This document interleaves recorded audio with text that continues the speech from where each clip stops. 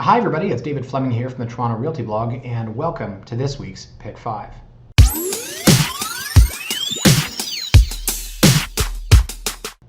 Now, if you look at the calendar, which I'm doing right now, I cannot believe the month of November is almost over. It's absolutely nuts to me. I always talk in my newsletters and in my blogs about how quickly the fall market goes by. The spring market is essentially 6 months, right? January through June. The fall market is 3 quick months, September, October, November. So we now find ourselves at or toward the end of the fall market. It happened that quickly. It's absolutely crazy to me. So, well, we probably still have 2 weeks left of solid market. And of course, this comes with the caveat that yes, there are properties that will still be listed, but buyers that want inventory and sellers that want to list at peak periods will not be on the market. Well, we still have those 2 weeks. It seems to me like for a lot of buyers, this could be the last kick at the can. So I was looking at new listings today, and some of these I was a little surprised to see. Now, it's not to say that you wouldn't list around this time period. So I still have 3 listings. One came out today in the Village, one's coming out in Kingsway, another one's coming out in downtown core that are all condos. I would have no problem listing a condo at any time. But let's say I was around December 10th and I was to list a freehold property, I wouldn't choose that time period in which to list. So if we absolutely had to, because they had bought something and they were closing in January, February, and we needed to sell it, then fine. And maybe you realize that you might potentially get less than you would in a peak market. But condos aside, I'm kind of surprised to see we're still getting very quality listings. And so, look, I'm not going to say that any of these properties I'm going to feature today are going to sell for less than they woulda, coulda, shoulda. But my point is, this could be the last kick at the can for these types of properties. And that is because I believe that if we get to December 10th, any of the people that have this kind of inventory probably wouldn't want to put it on the market. So let me show you what I've got here today, guys. As I said, last kick at the can, that's kind of the theme. We've got a little semi in Leaside, we've got another semi in Bloor West Village, and then we've got an awesome 4-bed, 4-bath in Riverdale. We've got one up on Gough, which is North Riverdale, and then we've got a little reno project down in Leslieville. So why don't we start with that? So our first property here at 41 Kent, you're going to say, well, what's groundbreaking, what's special about this? It's not so much that I think that it's the most unique offering. It is that, as I have said now probably 4 or 5 times, this could be the last kick at the can for this property type. So what we have here is a Leslieville semi, and it's a project. It's a fixer-upper. So before I move ahead here, let me remind you of these 2 properties. Both of these were in my pick 5s. Here we had a detached house on Highfield, $799, sold for $1,075,000. That was, a bit of a project, right? This was a reno project. And then remember, the same house came out at number 79, and this was like way more of a reno project. And I had a client that bid on both of these, unfortunately, and actually they're looking at the Kent one. But this is a project. And so you don't get this many projects per month. If you're looking, let's say, I want to do a reno in Leslieville, you may get one every 2 months that is going to hit the mark for you. This one is a reno project. This one is in Leslieville. It says 2-bed, but it's actually a 3, which is really important. So I'll show you on the map. It's just north of Queen Street, right? And again, I wouldn't call this prime Leslieville, right? Prime is probably, well, let me zoom way out, right? Prime Leslieville is in here, right? This is sort of in between Leslieville and I guess towards the Beach Triangle. But the location's great. The house is ready to roll. And as I said, I'll go to the floor plans here. See this, guys? This is the 2nd floor. They have a kitchen, a living, and a bed. But that's 3 bedrooms. When you reno, this is the back bedroom, this is the middle bedroom, and this is the front bedroom. So it is a 3-bedroom house. So this is a project. There's no doubt about it. You can tell by, the front porch. It's all rotted. There's no railing. Inside, yeah, it doesn't take a genius to figure out that this is a project. Okay, sure. The bones are there. The floor plan's great. Main floor right now is vacant. Upstairs is tenanted. And right, you've got the size for it. It needs a new kitchen. It needs new everything. Right? There's upstairs. So this is the back bedroom, which has been turned into a kitchen. Oh my God, washer and dryer. Holy crap. There's no counter space. I guess you could prepare food on your washer. So there's a living room, which again would be a bedroom, right? And there's the front bedroom. So it's a 3-bedroom. So this is a big project. It's full basement. They've called it finished. I would call it somewhat finished, right? But you've got the ceiling height. And in terms of like being finished, there was one photo. Was it back here? Yeah, there we go. So this is unfinished, but you can close this in and make this a back bedroom. And then where you have this bedroom here, this would be your rec room. and maybe tear down that wall as well. So I'll go back to the floor plans here. I was just there. Okay, go back to the floor plans here. So that's the bedroom. And as I said, take down this wall, make this all open. And that back utility room, wall this off, and then you've got bedroom, rec room open through here, and bath, right? Main floor, living, dining, kitchen, upstairs, 3 beds. It's a great project. And for anyone looking, because again, think of the buyer that says, we would do some work. They never want to. You're either looking for a project or you're not. The in-betweens are where you waste time and money. So the people that say like, yes, we would consider doing some work, what does that mean? Painting, or are you doing flooring? Would you take out a kitchen? Then there are the people that are looking for a project. So I have a couple right now that are not interested in buying somebody else's finishes. They're not interested in paying for someone else's design in their mind that they then spat out in terms of a house. They want a project, and that is exactly what this is. So what are the warts, on the property? There is no parking, right? It's a mutual drive. It's a short lot, right? But it's wider too. It's 20 feet. So if you look at some of the other listings, there was one that was at 89 Kent, sold for $950,000. It was on a 16 by 90. Now it did have parking, but that was $950,000. And it was, nicely done. It was a 3-bed, 1 bath. So my target for this would be about $850,000. And based on the fact that, this is where this gets really interesting, guys. $799 sold for $1,075,000, right? $799 sold for $1,075,000. Now this house was completely inferior. But when I told my clients as we walked up the porch there, I said, the tough thing to swallow for this house is that if it sells for the same price, it's because you have 2 properties. One is in F condition and one is in, well, let's not say F. Let's say it's in D and this one's in C minus. There should be an adjustment for price there. But because someone wants to turn them into an A, there is no adjustment for price, right? If they're both crap, there aren't really different levels of crap. And so apples to apples, if this sold for $1,075,000, if I was doing an evaluation, I would say this should sell for around $1,020,000. But it didn't. It sold for the same price because both of these are going to be projects. They are detached houses. So I like this project. I think there's a lot of value in here. If this house was done, it would be $1,150,000, maybe $1,200,000. So there's definitely some margin in there. Okay, next one here is 82 Lincoln. So for those of you not familiar with it, this is in Bloor West Village. So zoom out here, in between Runnymede and Jane, just south of Annette.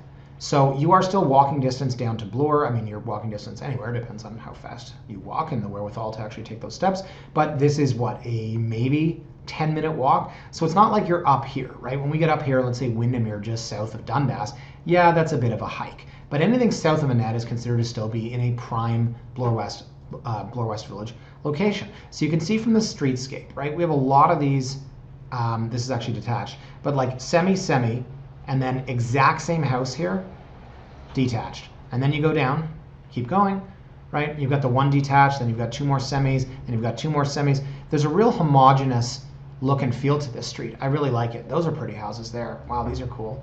Look at this. It's beautiful. I love that.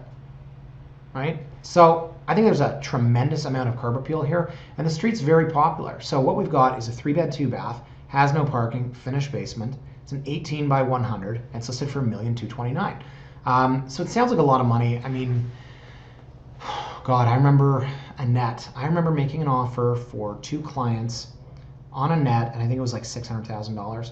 They couldn't wrap their heads around it. I think we bid like $585, just heartbroken.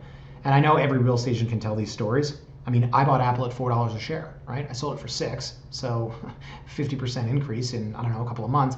Now with splits, I don't know, what is it, $20,000 a share or something. So we all tell these stories about, what prices were, depending on what market we're in. Yes, at one point, this house was probably $120,000. So the house on the inside is fair, right? Some of the staging elements you can see, like I'll get to this, like, obviously this is not what we would put in a house if we were staging from scratch, but it is a great open concept floor plan, right? You've got principal living, you've got a very, very big dining, and you have a very, very large kitchen, which they were able to put kind of the island with bar stools in here, and maybe a little bit dated, but that's fine. Look, they've got a little family room off the back. So it hits all the marks, absolutely. Maybe the finishes are not what you would like, and again, I'm making note of staging. I wouldn't really call it a family room, it's more like a solarium. Then we got upstairs, we've got bedroom, right, open concept, which you can just wall back in there. It's not very tough. That actually reminds me of the house that we were just looking at in Kent, right? And then we've got the master, lots of built-ins. Again, aesthetics, right? Maybe it's not renovated to your liking, but the bones are solid, the location's great. And then down in the basement, you can see maybe they've dug this out. There looks like some underpinning or benching there. You've got a little little TV room, and that's it. Okay, I thought there might have been a bedroom there, but there's not. So, I mean, price-wise, you know, I don't think they're far off. I really don't. Is there an offer date on this one? Excuse me, folks. Oh, that's why I can't see. No, there's not. I knew it. See? I'm wicked smart. Like I said, doesn't feel very far off because it's not, because it's offers any time. Wow. If you or I ever doubted my ability to actually forecast prices, right? There it is, right there. So yes, at $1,229,000, it feels like this is priced at market, and I'm very happy to see that there is no holdback. So yeah, I mean, I think that obviously the no parking is a bit of a drawback. The room sizes are a little bit shrunk for an 18-foot lot. That basement left something a little bit to be desired. But this could be the last kick at the can, you know, for people that are looking for that $1.2 million 3-bedroom semi in Bloor West Village. And again, from a price standpoint, consider every $1.2 million 3-bed 2-bath in Danforth Village, right? The Glebe Home, Milverton, Springdale, Strathmores. Those are about 1.2 for a nicely done 3-bed 2-bath. This area is a little bit more popular. The prices should be a little bit higher. So this definitely looks in line with expectations. Now, just to go back, I wanted to say here, bedroom, and they've got this as a dense. They've listed as a 3-bed, but if you put that wall back there, go away. If you put that wall back there, you've got your bedroom. And then there was a room in the basement, right? There was that rec room, and then there was the office. I said I felt like there should have been a bedroom there, which evidently there looks to be. Okay, so let's move on from that, guys, and we will see now 35 Vanderhoof. Okay, so 35 Vanderhoof is in Leaside. This is a 3-bed 2-bath semi. So, as I said from the beginning, there's nothing, you know, amazing, special, wonderful about these properties. It is the more or less that I think this is the last kick at the can for a lot of these. So if you were to say how many 3-bed 2-bath semis have sold in South Leaside this year, what number would you come up with? Right? We are 11 months through the year. How many 3-bed 2-bath semis? Would you say 3 a month? 33? Would you say 2 a month? How about this? 19. There are 19 3-bed 2-bath semis that have sold in Leaside in 11 months. So that is, what, 1.5 per month? So, to my point, this very likely is the last kick at the can for your 3-bed 2-bath semi in South Leaside. So this is on Vanderhoof, which is sort of down near East Leaside. So the new LRT is going in right here. A friend of mine, business partner, lives in and around here. Probably shouldn't give out his address. I've put a client over here in a nice, big, beautiful house. I had bid on a house unsuccessfully with a client on Parkhurst. So anyways, my point is that when I was growing up, East Leaside was like, I don't know, total first world problems, right? But you'd be like, whoa, East Leaside. This was all commercial industrial down here. Now it's all retail, which is amazing. I go with my daughter to the local here every Saturday like clockwork. I'm that hot dad, you know, the hot dad that's just sitting there and all the female waitresses are like, ooh, and you're like, yeah, still got it. They're really looking at the daughter. That's not my joke. That's my friend's. That was him. He was like, hot dad, still got it. I was like, dude, they're looking at your baby. You got a 1-year-old son who's beautiful. They're not looking at your 37-year-old gray hair. We'll edit that part out. Anyway, so yeah, if you want to see me, I'm down at the local with Maya every single Saturday. It's our thing. I get the power bowl with an extra chicken breast, and she gets the chicken fingers and fries. So this was all commercial industrial. Now there's going to be a lot of condos around here, but now you've got a plaza here, you've got a plaza here, and well, that's the Best Buy. Then down here, this is where I always got, I'm so predictable. I go with Maya, we have a Tim Hortons coffee, she gets a sprinkled donut, then we go to the local, there's the Longos there, there's a Five Guys burger there, there's the Bulk Barn. So there is so much stuff that's walkable here, and it's really made East Leaside an attraction. And I think that's why they're looking at 1.4 million, wow, for this house, which is just wild. So there is no offer date on this. I'm gonna double check. No, there's not. Where am I going? Where am I going? Oh my God. Offers a 48-hour revocable. Okay, so it's not going for more than 1.4. There's just absolutely positively no way. But it is a beautiful, beautiful lot. It is 140 feet deep. It's a mutual drive there, so parking is, you know, TBD, I guess I would say. Go away. So original freestanding walls are still there. A lot of people would like to see this opened up. That is what typically folks will do. Notice that they've done it here, right? So this would have been a wall originally. It still kind of needs that center island, so elements of staging are there. That's great. It's very clean. It presents very well, but there's still some things that you want to do, right? Take this down, take that down. So why would you take down this wall if you weren't going to take down that wall? I think most people would want to take down every wall. So some of The original gumwood trim is still here, beautiful stained glass, and principal room sizes are really good. It's a 140 feet deep lot, as I said. This staging, this is just a box spring. And then downstairs is a finished basement, and it's got great ceiling height. You always have the one pillar there, but the duct is off to the side, not running through the middle. You've got pot lights, the electrical was redone. It's a really great property. And there you go. Oh, actually, yeah, okay, so mutual drive, extra wide mutual maybe. Interesting, they have a double car garage. Just gets better and better. So I don't think this is more than 1.4. To be honest, it feels a little pricey even where it is at $1.4 million. Leaside's one of those funny areas where at certain times during the year it just didn't sell well. And I remember looking back at how hot the east side was. And it used to be, or at least it still should be, Leaside here, Danforth Village here. How could it not be? Leaside's Leaside, right? Well, prices in Danforth Village have risen rapidly. Prices in Leaside have not. And now you see a lot of times these things are almost equal. So there's a house on Parkhurst that my clients and I bid on. I think they were asking, oh God, what were they asking? $1,150,000 maybe? Something to that effect.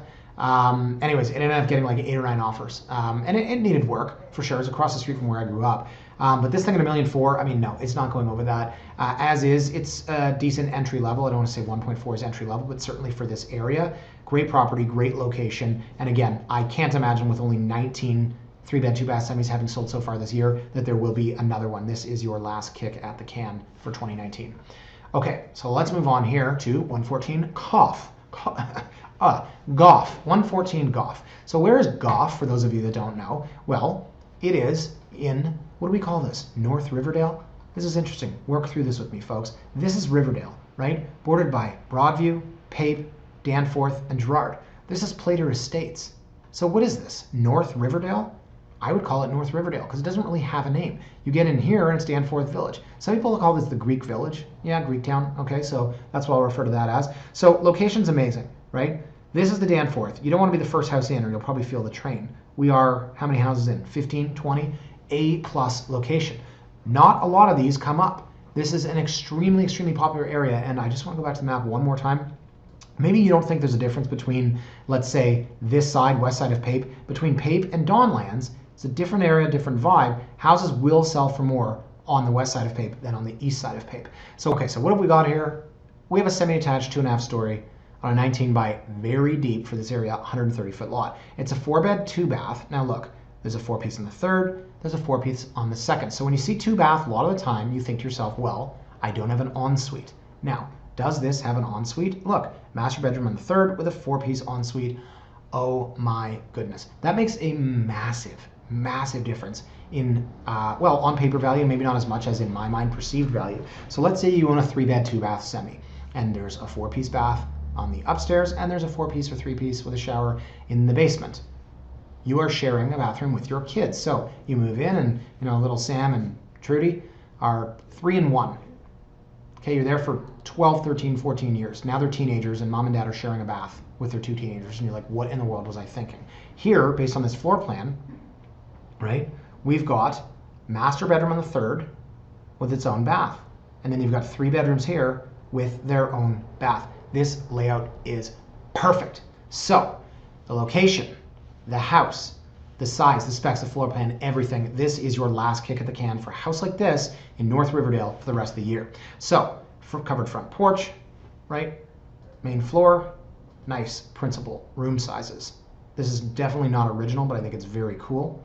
And it's tastefully done. And then you've got a main floor family room at the back. Beautiful. I love this. So don't complain that there are rads, I don't know, we've got this big debate, right? And here you've got the slimline unit because there's no forced air ducts.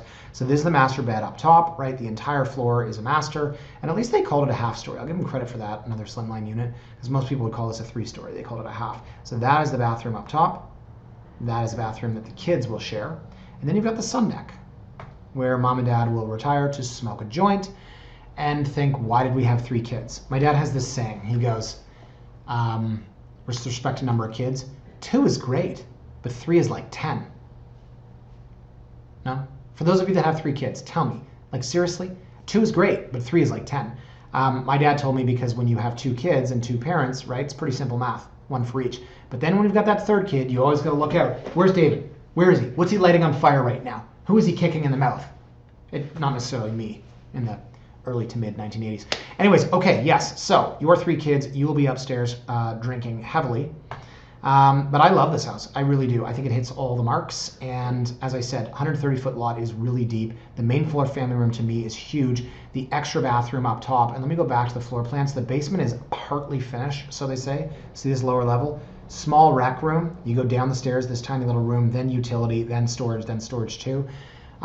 My guess would be that these thick black lines represent a concrete wall. Anything can be done at a price. Depends on the level of the flooring here. But if you were to rearrange this, and yeah, there's a massive cost to it, but for 70, 80 grand, you could redo the entire basement and add more space. Not that you need to, but I think this is awesome.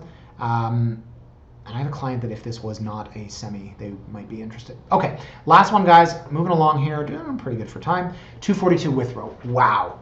Okay, so I'm gonna play that same game that we played with the Leaside semi. This is a 4-bed, 4-bath semi. How many 4-bed, 4-bath semis have sold in Riverdale 2019? There were 19 comparative properties in Leaside. So how many 4-bed, 4-bath semis in Riverdale in 2019? 5. That's it. So yeah, this will be the last kick at the can for 4-bed, 4-bath in Riverdale. See? 5 of them. That's it. 5 of them. So here we go. Withrow, Prime Street, 4-bed, 4-bath. Does not have a main floor family room. They're kind of lying here. It is, let me go to the floor plans. I hate when people do this. Okay. Dining, kitchen, living. This back here. This is where the family room would be. So they don't even have family room on here, but yet they put it in the listing. So typically, and this is a different layout because they've switched the living dining, but let's say that you walked in here and this was your living room, this was your dining room, this was your kitchen, the room at the back is the family room. So I'll put it like in very simple terms. For family room, you must have 2 different areas with couches, right? That is basically what we're looking at. Now, nevertheless, I still love this because, you know, it's not the biggest house, but to have 4 beds and 4 baths in a semi in Riverdale is very tough. As I said, it's also on a great street. Boy, do I have a lot of clients on this. Not a lot, 3. That's not for 1 block. So nicely updated, right? Again, they put the dining at the front, it's a little unorthodox, and then they've got the kitchen in the middle, but the size is great. And it actually feels, because it goes dining, kitchen, living, it actually feels like a main floor family room at the back. So kitchen in the middle is great because that is the focal point of most houses, especially when you're raising young children. And then I love this room at the back. It's really cool. I just wish they had, you know, another room so you'd have the family room as well. Kind of reminds me of my brother's house. No, they had an office on the main floor. So they had living, kitchen, no, living, dining, kitchen, but that office kind of butchered the floor plan. Okay, so that's up at the top. That's the master. That's the ensuite. That's a photo that doesn't work. There's always one on MLS. I mean, room sizes are great. You would expect to cram 4 beds in here, that they'd all be really small. Nobody beats Toronto, except everybody. Right, okay. So again, judging from some of the aesthetics, you can see that this is not exactly brand new. You know, and the floors are light down here, they're dark upstairs, right? I probably wouldn't contrast this light floor with this banister. But again, these are merely aesthetics. Any of this can be changed. It is an unbelievable floor plan. And for a basement rec room in Riverdale, this is awesome. Look at this. Oh man. I love this house. This is amazing. Right? Garage with a deck. Oh, this thing rocks. And I literally don't have anyone for this. That's wild. I got 2 people looking for detached. One maybe South Riverdale, one North. So definitely the last kick at the can for this one. I'll be interested to see. This to me feels like a 1-7 house. If you want to go back, I'll show you what these ones actually were and what they sold for. Different products, again. I was looking at them earlier and they're not really comparable, right? Like tennis, you can't compare. It's a 33 by 125. Okay, so really, and it's a detached. Oh, even better. These are all detached. So how many semis were there? Okay, so here you can see the 5 of them, right? So you've got $1,250,000, $1,188,000, $1,947,000, 2.375, 2.35. So obviously these things, right? This is a 4-bed, 5-bath. It's up on Spark Hall. You know, like we're not comparing, obviously, right? Not comparable at all in the slightest. Also, location probably a little bit more desirable over here. 1 block from Withrow and close to Riverdale Park. So overall, I mean, yes, there's a massive spread, right? Like this thing was a derelict property. But I think what that tells me based on these prices here is, you know, this is a turnkey house at $1,495,000 in a market where there has only been 5 similar properties all year. this is 1.7. It has to be. How could it not be? It could be 1.8. I will be absolutely shocked and somewhat disappointed, to be honest, if this thing does not sell for 1.7. So the only reason that that might not happen is that this might be in between two price points. So if you were to get entry level, like let's say you pulled a 3-bed, 2-bath, and it was the starter home, and you got that for 1.3, 1.4, 1.45, and then there was the massive big, like that Spark Hall, or a step down from that, and that was $2 million. Maybe for the 1.7, 1.8, people feel like I don't want to be right in the middle. Maybe that splits the buyer pool a little bit, but I mean, to me, this hits all the marks, absolutely all the marks. Can we just go back? My favorite photo is this. Maybe it's because I'm a dad now, but like, this is awesome, right? This is where, the man cave is happening. I'm sitting here, I'm watching football, I'm doing my thing, and my kids are over here, and I can keep an eye on them. I'm like, oh my God, I can't believe how bad my fantasy football team is. I won in 2002 and 2007, and I haven't won in 12 years. My kids over here, and they're like, what's fantasy football, Daddy? It's actually my impression of my daughter. She doesn't sound like that. But anyway, so that was my favorite part about this house. I just love it. It's so absolutely functional. So yeah, last kick at the can. And why wouldn't it be? It's the 28th of November. There will not be another 4-bed, 4-bath semi out in Riverdale until next year. Guys, that is it for me. I am in Atlanta on Thursday. I'm going to the football game, Thursday Night Football. My wife and I are both big New Orleans Saints fans. She actually likes the Packers, but come on, Saints, who dat? So we've got some family down in Atlanta. She has some family. Love arguing about guns with Americans from the Deep South. So we'll be at Thursday Night Football. Look for us on the TV. I look like this, and my wife looks, well, as her grandma said once, you look like brother and sister. Not something you want to tell a married couple. So that's the plan for Thursday. Back on Friday, and working quite a bit this weekend. We've got another couple of weeks here left before things slow down. But I hope you enjoyed this vlog. I certainly did. I think last kick at the can is appropriate. Condo market, not as much, but housing market, yes, absolutely look out if you were a buyer. Guys, have a fantastic weekend, and I'll see you next week. Bye for now.